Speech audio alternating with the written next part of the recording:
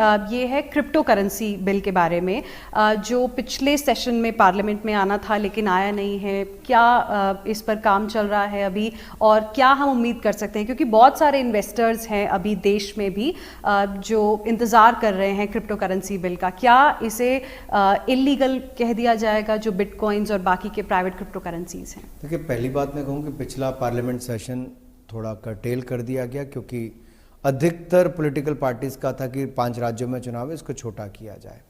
दूसरा मैं कहूँ कि डिजिटल करेंसी को लेकर हम बहुत ओपन हैं, और डिजिटल इंडिया की बात तो नरेंद्र मोदी जी करते ही हैं। हमने हर क्षेत्र में टेक्नोलॉजी को लाने का काम किया है। भारत की अपनी डिजिटल करेंसी हो, उसकी और आरबीआई भी काम कर रहा है, और भारत सरकार ने भी इंटर मिनिस्ट्रियल कमेटी भी एक बनाई थी जिसमें सेक्रेटरीज का समूह बना, उन्होंने अपनी रिपोर्ट भी उस पर दी है। मैं यहाँ तक 2 बातें आपके सामने स्पष्ट करना चाहता हूँ। एक तो टेक्नोलॉजी की बात आती है, ब्लॉकचेन है या कोई और टेक्नोलॉजी है, आपको किस टेक्नोलॉजी पे जाना है वो हमें तय करना है। दूसरा, क्रिप्टो करेंसी के अलावा बहुत सारी और करेंसी, अगर मैं बात करूँ कि आप कहेंगे बिटकॉइन है, ये है, वो है, तो तरह तरह की करेंसी दुनिया भर में है। लोग उसमें इन्वेस्टमेंट भी करते होंगे। एक बार जब आरबीआई ने उस पर प्रतिबंध लगाया तो सुप्रीम कोर्ट का उसके बाद निर्णय भी आया।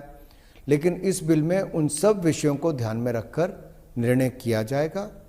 भारत सरकार इसको बिल्कुल खुले मन के साथ विचार करके आएगी।